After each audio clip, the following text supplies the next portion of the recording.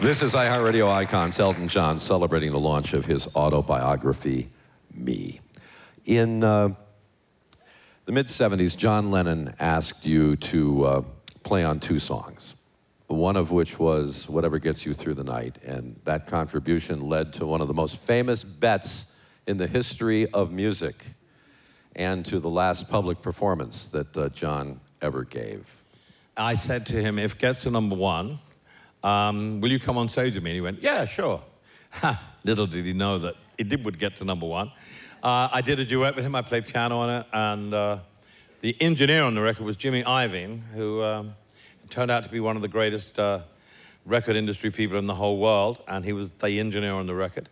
And it was November, November, Thanksgiving, 1975. John came on stage at Madison Square Garden to the biggest ovation I've ever heard at that time in my life, because the last time he played in New York was the Beatles at Shea Stadium. He'd done the Peace concert in Toronto, and then he decided, yes, he'd have to come on stage with us. And it was one of the most, we all cried because it was just so wonderful to hear someone get that much love back from his adopted city. And he loved New York, he loved America. And it led to, him playing Lucy in the Sky with Diamonds. It led to me being Sean, his son's godfather. It led to him rekindling his romance with Yoko. So it was a magical evening.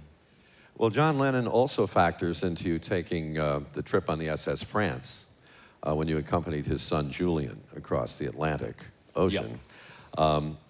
But it was on that voyage when you wrote an entire album and had to memorize it all? Yeah, I used to memorize songs anyway. We didn't have tape recorders in those days, so when I wrote a song, I played it over and over again until I knew the chord sequence and I can remember the words and everything. I took a voyage from Southampton, England to New York on the SS France, and I wanted to write the Captain Fantastic album. I had the lyrics, and I had booked the music room for an hour and a half at lunch while the opera singer who'd booked the whole music room went to lunch. And it's a wonder she only took an hour and a half.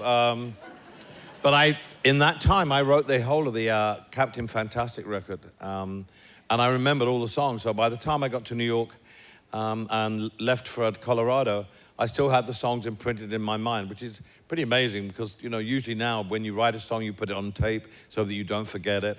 But those days, no, I recorded, I wrote everything and remembered it as I wrote it. People will have to buy the book. Let me hold it up again so that you can spot it when you go into the bookstore. It's Me by Elton John. People are going to have to find the page in the book that describes the gift that you sent to John and Yoko, because we can't describe it over the air. No.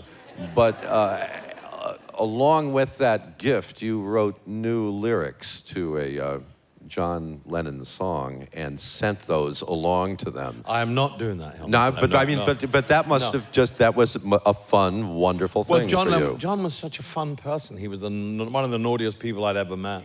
And we got on like a house on fire because I'm very naughty as well. And so, yes, he had a great sense of humor, and that seemed a very apt thing to do at the time.